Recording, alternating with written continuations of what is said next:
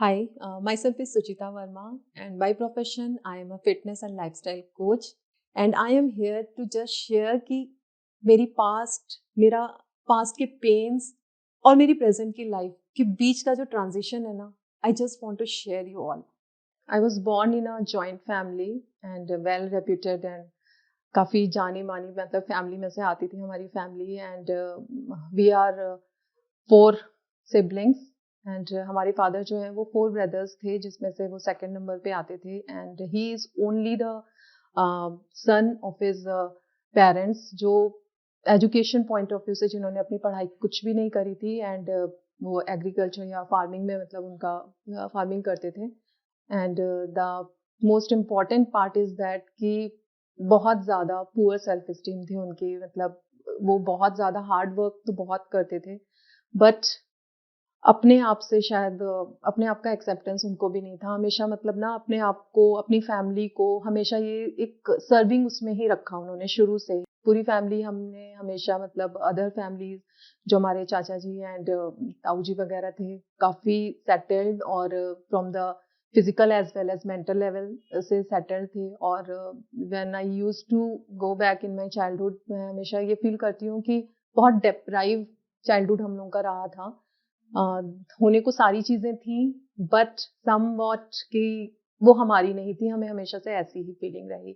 घर में कोई गेस्ट आता था, देन ऑल्सो मतलब वो काम की खाना बनाना या फिर घर की क्लीनिंग एंड ऑल, वो हमारी फैमिली की रिस्पॉन्सिबिलिटी थी. बिल्कुल भी नहीं थी. इवन क्या कपड़े पहनने हैं, क्या इवन डेली यूज जो डेली नीड्स की भी चीजें होती थी, वो भी हमें मतलब ना उसके लिए भी हमें बोलना पड़ता था या मांगना पड़ता था. ये चीज मैंने वहां से सीखी कि कैसे चाइल्डहुड ट्रॉमास या चाइल्डहुड पेन जो है वो आपकी पूरी लाइफ रुइन कर देते हैं. इवन आपके पास सब कुछ होता भी है एक टाइम पे, एक प्रेजेंट टाइम में जैसे दे हैव एवरीथिंग. मेरी सिस्टर्स बहुत अच्छी फैमिली में सेटल्ड हैं, बट स्टिल मैं वो पेन उनके अंदर देख सकती हूँ कि they are not satisfied, they are not fulfilled. और जहाँ पे बात आती थी स्टैंड लेने की, ही इज नॉट देयर. मतलब जब भी स्टैंड लेने की बात आती थी तो ही इज मतलब डिसीजन मेकिंग उनके अंदर नहीं थी. एंड समहाउ वो मैंने अपने अंदर भी मतलब वो चीज देखी, डिसीजन मेकिंग. क्योंकि शुरू से एटमॉस्फेयर ऐसा था कि वो चीज कभी हमें दी ही नहीं गई थी. हमेशा डिसीजन मेकिंग जो है वो एल्डर्स के हाथ में थी, जो वो डिसाइड कर दें.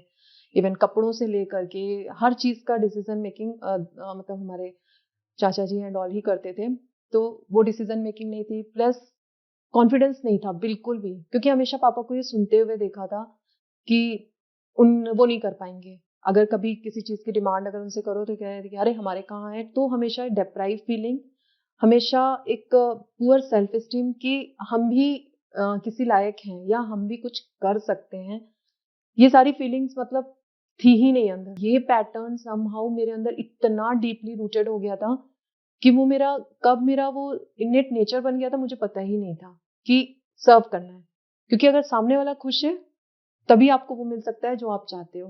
तो ये मेरी मेंटालिटी क्रिएट हो गई थी और हमेशा से यही देखा था. और सबको यही करते हैं अपनी फैमिली में, मैंने सबको यही करते हुए देखा है. वो अंदर से उनके आ रहा है कि नहीं नहीं नहीं, बट बाहर से ठीक है, ओके, हाँ कर रहे हैं. तो ये पैटर्न मेरे अंदर भी था अभी तक बोलूंगी, बिकॉज ये मैंने ब्रेक किया है अभी रिसेंट ही कुछ मंथ्स पहले. अगर मैं अपनी इस जर्नी में अपने ब्रदर के बारे में बात ना करूँ ना तो बहुत बहुत मतलब गलत होगा, because he is the most important part of my life. Father क्या होते हैं, फादर की रिस्पॉन्सिबिलिटीज क्या होती हैं, ये मैंने उनमें देखा था. मतलब he is just a protective shield जो कि मेरे चारों तरफ थी. हम लोग नॉर्मल लाइफ पे आ गए थे, सब कुछ ठीक था. एंड देन फाइनली डेस्टिनी में कुछ और ही था. ही डायग्नोज विद द कैंसर. वो दिन मतलब जिसमें कैंसर के बारे में हमें कुछ नहीं पता था. इवन वो टाइम था जब उनको डायग्नोज हुआ था, हमें ये होता क्या है ये भी नहीं पता था. बस ये सुना कि ये बहुत खतरनाक बीमारी होती है, बस इतना पता था. एंड फिर उनका पूरा ट्रीटमेंट शुरू हुआ. एंड समहाउ वहां पे आती है इनर स्ट्रेंथ. तब पता चला कि वो इंटरनली कितना वीक है. नहीं झेल पाए वो उस चीज को. एंड एवरी टाइम बस वो एक ही चीज बोलते थे कि मेरे बाद तुम लोगों का क्या होगा, मेरे बाद तुम लोगों का क्या होगा. रिपीटेडली जब वो बहुत पेन में होते थे सिर्फ एक ही सवाल करते थे, रोते हुए बस एक ही चीज बोलते थे कि क्या होगा.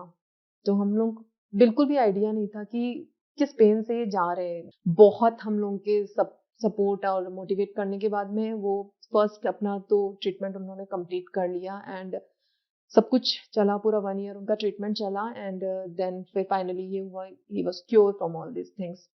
नॉर्मल लाइफ, डॉक्टर ने दे दिया सिग्नल कि शादी भी कर सकते हैं and then he got married and everything, सब चेंज हो गया था हमारी लाइफ में, हम सब बहुत खुश थे। And then after first year of his anniversary उनके रूटीन चेकअप के लिए वो गए थे एंड देन उसमें फिर से डायग्नोस हुआ cancer and this time of lungs. And एक होता है ना कि वो मेमोरी समहाउ जिसने बियर किया होता है, वो मेमोरी उनके अंदर थी, वो इस बार से नहीं फेस कर पाए। और क्या ट्रॉमा उनके अंदर चल रहा था, क्या इमोशनल वो फाइट अंदर कर रहे थे, वो हमें नहीं पता थी। हमें सिर्फ बाहर का दिख रहा था और उतना ही पता था जितना वो हमसे बात करते थे। तो एक बर्डन और था, बर्डन इन द सेंस एक रेस्पॉन्सिबिलिटी उनकी वाइफ की। मतलब अभी तक तो सिर्फ हमारा था वाइफ की कि क्या करेंगी ये, क्या होगा। एंड वो कहीं ना कहीं मेंटली पहले ही गिव अप कर चुके थे और सारी होप खत्म कर चुके थे। दैट वाज द टाइम कि जब उन्होंने अपनी जो लास्ट ब्रेथ है वो हाँ सिस्टर के यहाँ पे लिया एंड उसी क्वेश्चन, उसी उसी बर्डन में वो लास्ट ब्रेथ उन्होंने लिया एंड दैट कम्प्लीटली ना मुझे मतलब इतना वो चीज सोक है ना मेरे अंदर कि जो सोल बॉडी अपनी लिव कर रही है वो कितना बैगेज लेकर के गई है। बस मैं वो चीज मुझे बहुत पेनफुल लगा and that was the time कि अगेन ना हम जब भी हमें एक पैटर्न एक एक बिलीफ आया कि जब हम थोड़ा सा अच्छा फील करना शुरू करते हैं, जब हमें लगता है कि लाइफ हमारे अकॉर्डिंग चल रही है, तब एक ट्विस्ट आता है और वो इतना भयंकर ट्विस्ट कि कंप्लीटली हम लॉस्ट हो जाते हैं। हमारी बॉडी में जो 10% जो कैंसरियस वो होता है वो जेनेटिकली होता है, लेकिन 90% ऑफ द कैंसर पेशेंट जो है इट्स ओनली बिकॉज ऑफ कि इमोशनल जो ट्रैप्ड है, मतलब जिन्होंने अपने अंदर इमोशंस को किसी ना किसी तरीके से ना दबा के रख लिया है। मतलब वो हमारी लाइफ में, मुझे ऐसा लगता है कि पर्सनल मेरी लाइफ में वो मुझे शायद यही लेसन देने के लिए आए थे। I am able to connect the dots, तब मैं देखती हूँ कि यार उनका पर्पस मेरी लाइफ में होने का यही था कि भाई इमोशनल जो है ना ब्लॉक नहीं करने, इमोशंस को अपने अंदर ना डंप नहीं होने देना है। We are not a garbage कि हम अपने अंदर सारे इमोशंस को दबा के रखें। Emotions are to just share और उनको बाहर निकालना। हाँ, well after my brothers demise I came across to my मतलब लव ऑफ माय लाइफ और उनसे मेरा हुआ and he was there to emotionally support me. मतलब हमारा जो रिलेशन एक बिफोर मैरिज भी जो हम एक दूसरे से कनेक्ट हुए, it's only because of that कि वो इमोशनली प्रेजेंट थे वहां पे। ही इज द पर्सन जो आकर के मेरे और मेरी मदर के साथ में, मतलब वो एक इमोशनली कनेक्टेड फील करते, मतलब हमें एक इमोशनल कनेक्शन फील होता था उनसे। हम अपनी बात कहते थे और ऐसा लगता था कि सामने वाला मतलब समझता है and this is the foundation of our relationship कि हम इस तरीके से क्लोज आए थे and we decided to get married with each other. हमारी शादी हो गई एंड अगेन मेरी मुझे बस क्योंकि हम पहले से कनेक्टेड थे तो बस मुझे ये था कि this is only the person जो मुझे समझता है, this is only the person who completes me, this is only the person कि जो मुझे नहीं मिला, जो सफरिंग्स मेरी हैं, and he is only the person जो उन हर सफरिंग से मुझे अलग कर देगा। And this is my expectation. और सोचो जब रिलेशनशिप में आप इतनी सारी एक्सपेक्टेशन लेकर के उतर रहे हो तो क्या होगा। ऑब्वियसली मैं एम्प्टी थी पूरी तरीके से, इमोशनल अपने अंदर से पूरा कप मेरा खाली था and I got into married. और जब हमारा स्टार्टिंग फेज तो बहुत अच्छा गया एंड देन जब मेरी एक्सपेक्टेशन की लिस्ट ऑन होनी शुरू हुई एक के बाद एक, क्योंकि मुझे लगता था कि ये तो मुझे जानते हैं और जब ये जानते हैं तो ऑब्वियसली कि ये मेरी हर चीज को समझेंगे भी, मैं किस पर्सपेक्टिव से क्या चीज कह रही हूँ ये इनको समझ में आना चाहिए टाइप ऑफ। एंड वो नहीं हुआ एंड ग्रेजुअली धीरे धीरे धीरे धीरे करके I started seeing all the things जो मैंने अपने चाइल्डहुड में देखा था। आई मेरा ये बिलीव है कि शायद मैंने मैनिफेस्ट कर लिया यहाँ पे भी वही पैटर्न्स की सर्व करना है, प्लीज करना है, डिसीजन मेकिंग नहीं है, आप अपने लिए स्टैंड नहीं ले सकते हो। अगर आप बोलोगे तो आप कैटेगराइज कर दिए जाओगे कि सेल्फिशनेस में। ये मैंने अपनी मैरिड लाइफ में भी देखा। As I am living in the again joint family, my in laws बहुत अच्छे हैं, मैं उनके साथ में रहती हूँ, लेकिन कुछ चीजें ऐसी होती हैं जो बियॉन्ड होती हैं इन सारी चीजों के। आप कितने भी अच्छे क्यों ना हो, लेकिन अगर आपका कप एम्प्टी है ना, आप नहीं खुश कर सकते हो किसी को भी, क्योंकि आप खुद ही खुश नहीं हो। एवरी डे मेरी ये फाइट चलती है अपने आप से। जब भी मेरी शादी को 12 इयर्स हो गए, एंड इन 12 इयर्स मैंने एक अच्छी डॉटर इन लॉ, अच्छी वाइफ एंड देन मदर, एक अच्छी मदर, बस यही पूरी लाइफ मैंने यही प्रैक्टिस करी है शादी के बाद कि अच्छा बनना है। कोई क्या कह रहा है, हाँ हाँ बिल्कुल यहाँ पे चलना है। अंदर से आवाज आ रही है कि नहीं ये तुम्हारा टाइप नहीं है, तुम यहाँ पे बहुत सफोकेटेड फील करती हो, हाँ हाँ नहीं नहीं चलूंगी। हमेशा यही किया है, पीपल प्लीजिंग।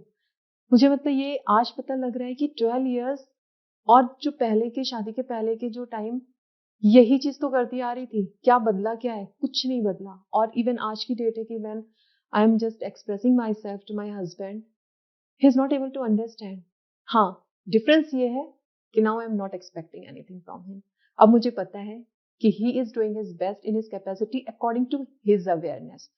लेकिन हाँ, ये 12 साल मैंने अपनी लाइफ के, अपनी मैरिड लाइफ के, जो मैं बहुत ज्यादा ड्रीम्स बना करके आई थी कि ऐसी होगी वैसी होगी, एंड एक लविंग हस्बैंड है ही मेरे पास, मतलब मेरी स्ट्रेंथ होगा और मुझे कंप्लीट करेगा और वो मेरी सारी खुशियों का ध्यान रखेगा, मेरे ट्रॉमास मैं उनसे शेयर करूंगी तो वो मुझे वहां पे पैम्पर करेगा।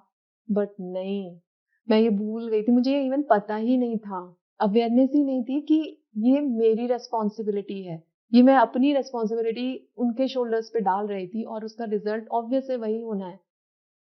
सामने वाला पर्सन आपकी रेस्पॉन्सिबिलिटी क्यों लेगा? Now I got the lesson. और अब मेरी लाइफ शिफ्ट हो रही है और इतनी स्पीड से हो रही है ना, जैसा मैं चाहती हूँ अब मैं वैसा क्रिएट कर रही हूँ। हमारा मतलब सन हुआ, हम बहुत खुश थे, बट अगेन टाइम नहीं था। और वो जो आफ्टर डिलीवरी, मतलब जो मैं लोनलीनेस और ये सारी चीजों ने मुझे ऐसा घेर करके रखा हुआ था ना, कि I just fail into the depression.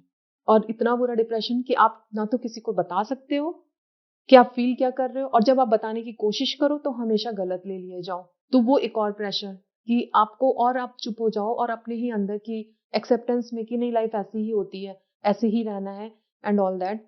बहुत गंदा फेज था वो। इवन मेरा बेटा छोटा ही था और मैं हर समय रोया करती थी। जब मैं हस्बैंड से बात करने की कोशिश करूं कि मेरे को अच्छा नहीं लग रहा, मुझे बहुत इनसिक्योरनेस फील हो रही है, and he used to answer, तुम्हारे मन का है ये सारा creation, please don't do all these things. And मुझे कुछ समझ नहीं आता था, and that was a time कि बहुत बार हमने मतलब हेल्प भी लेनी पड़ी हमें। कि मुझे ऐसा लगता था कई बार कि मैं ये सारे ना, मुझे ये सारी चीजें बहुत ज्यादा सफोकेट कर रही हैं और मेरा इतना मन करता था कि मैं इन सारी चीजों से बाहर निकल जाऊं। और बाहर निकलने का मुझे एक ही रास्ता दिख रहा था कि जस्ट टू फिनिश आवर। कुछ नहीं लग रहा था कि जस्ट फिनिश दिस मैरिज, और या तो फिनिश अपने आप को कर लो, फिर बच्चा दिखता था, कुछ समझ नहीं आ रहा था। एंड जब आप बस आंसर में, क्योंकि मैं शुरू से थोड़ा सा भगवान से कनेक्टेड थी और ट्रस्ट एज सच ये वाला ट्रस्ट नहीं था जो आज है।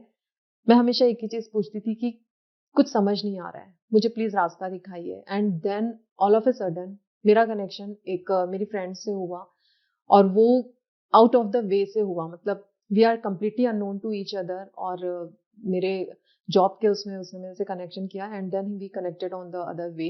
एंड उसने मुझे स्पिरिचुअलिटी से इंट्रोड्यूस कराया। That is the day, and in spirituality she helped me to become a Krishna conscious, and from that day I started healing. जैसे जैसे मैं इसमें डीप जाना शुरू हुई, मुझे हीलिंग होनी शुरू हो गई। मुझे चीजों को देखने का वे मेरा बदलना शुरू हो गया। जब आप बहुत ज्यादा किसी चीज को सीख कर रहे होते हो तो आई गॉट मेंटोर ऑल्सो, और जिन्होंने मुझे ना इस सारी सेल्फ सैबोटेज से बाहर, इस साइकिल को ब्रेक करने में हेल्प करी। And now I am practicing spirituality wholeheartedly with full of conviction. अभी तक के मैं जो करती आ रही थी वो बहुत सुपरफिशियल लेवल पे था, बस लेकिन इतना फेथ था, रास्ता जरूर मिलेगा, रास्ता जरूर मिलेगा, और मैं बस चलती चली जा रही थी। And today is the day जब मुझे सारे dots, and as a observer मैं हर एक चीज को देख पा रही हूँ कि क्या फेसेस थे, कितने डाउनफॉल्स थे। एंड इस चीज का भी हुआ कि every downfall, every challenges in a life are there just to evolve me. कुछ नहीं था वो मुझे बीट करने या मुझे पनिश करने, कुछ नहीं करने आए थे। They are just make me to learn the lesson. जब मैं काव्याल्स की वीडियो देखती थी ना, तो उसमें ये होता था कि एवरी सिचुएशन, एवरी पर्सन जो भी हमारी लाइफ में आ रहा है, there is a purpose behind it. वो एक जस्ट अ रोल है जो ड्रामा चल रहा है, and every person every situation are there to play their role. It's up to you कि आप उस रोल को कितना डीपली लिए ले रहे हैं, या आप उसको सिर्फ एंजॉय कर रहे हैं और लेसन ले रहे हैं. Everything in a life is only to teach us. जब मैंने ये चीज जब मुझे समझ में आई ना, then I started to see thing from this perspective. फिर मैं बैक अपनी मेमोरीज में गई, और जिनसे मुझे बहुत ग्रेजेस थी, जिनसे मैंने होल्ड करके रखा हुआ था, कि जिनका नाम आता था ना, और जैसे लगता था ना कि प्लीज इनका तो नाम भी मत लो करके, I started forgive them. Not for them but for my self. कि उन सारी चीजों को होल्ड करके what suffering I am creating inside me, they are, and I had just taken the lesson ki what lesson they want to give. That situation or that person came into my life, what lesson they want to give me. Today I am able to discover that lesson, and I just wholeheartedly I forgive everyone. अब मुझे किसी से सच में कोई भी complain नहीं है कि हाँ why they had done this. Even I had forget to share that कि in the childhood मेरे साथ सेक्सुअल अब्यूजेस भी हुए, एंड इतने क्लोज लोगों ने करा ना कि ओपनली मैं स्पीकअप भी नहीं कर सकती थी. And that is the one part, and the second part is that कि I don't have any courage to stand up for myself. I don't have any courage because क्योंकि ये पता था कि nobody is going to listen me, nobody is going to trust me. ये कहीं का believe था कि if I will say as a girl everybody is going to blame मी, या everybody is going to just say me कि shut your mouth, चुप रहो, बर्दाश्त करो, वरना ऐसे बात हो जाएगी और तुम्हारे नाम मतलब ऐसे हो जाएगा.